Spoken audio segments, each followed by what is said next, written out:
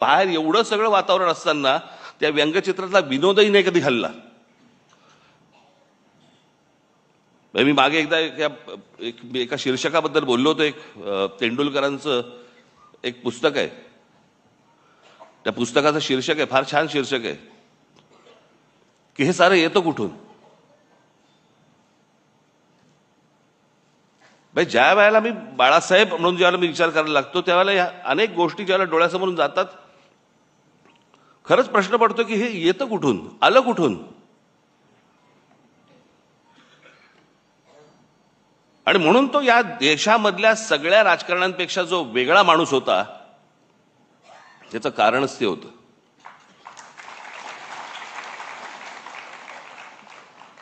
मी त्याच लेखात म्हटलं एवढं सगळं बाहेर वातावरण, सगळं राजकीय गोष्टी घडत असताना एक आर्टिस्ट, एक कलाकार त्याची कलाकृती सादर करतोय, कलाकृती काढतोय, त्याला एक आकार देतोय.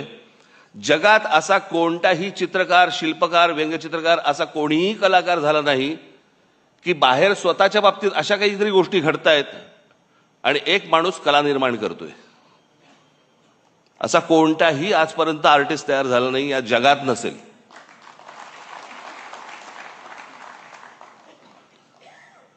त्यांचे तर्क असायचे. मला तर आजची ही परिस्थिती पाहिली, राजकारणाची परिस्थिती पाहिली. मला आज मी त्या दिवशी माझ्या भाषणामध्ये मी म्हटलं की आज इथे बाळासाहेब असायला पाहिजे होते.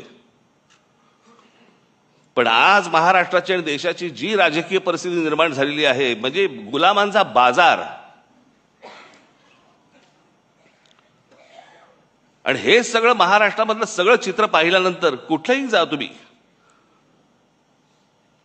हे सगळं चित्र पाहिल्यानंतर आज मला असं वाटतंय बाळासाहेब नाही येत ते बरं आहे.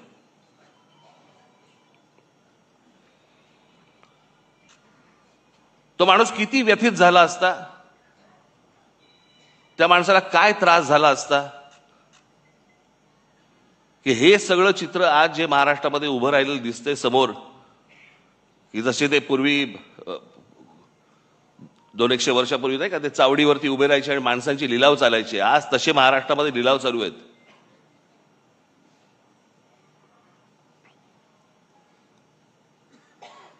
आज अनेक ठिकाणी तुमच्या बाहेरच्या सगळ्या जिल्ह्यांमध्ये, कल्याण डोंबिवली असेल, इतर ठिकाणी माझं उद्धव ठाकरे आणि माझं संजय राऊतांची बोलणं झालं. शिसारी आली, शिसारी.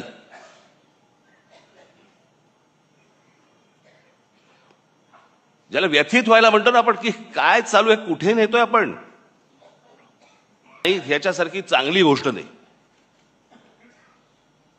की तो माणूस आज हे सगळं बघायला नाहीये. तो पाहूच शकला नसता हे माणूस,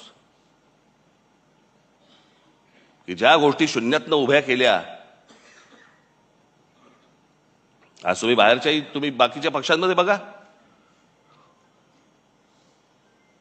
अनेक लोक तुम्हाला दिसतील की जे बाळासाहेबांनीच निर्माण केले होते.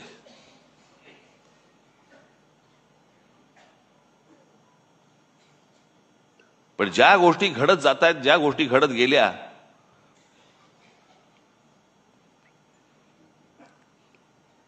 मी ज्यावेळेला बाहेर पडलो त्याच्या वेदना वेगळ्या होत्या. माझ्यासाठी पक्ष सोडणं नव्हतं, माझ्यासाठी घर सोडणं होतं.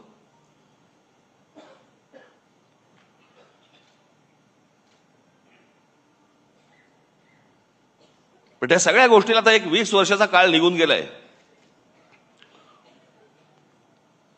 अनेक गोष्टी मलाही उमजल्या, अनेक गोष्टी मला सोडून उद्धवनंही उमजल्या असतील. द्या सोडून ते आता.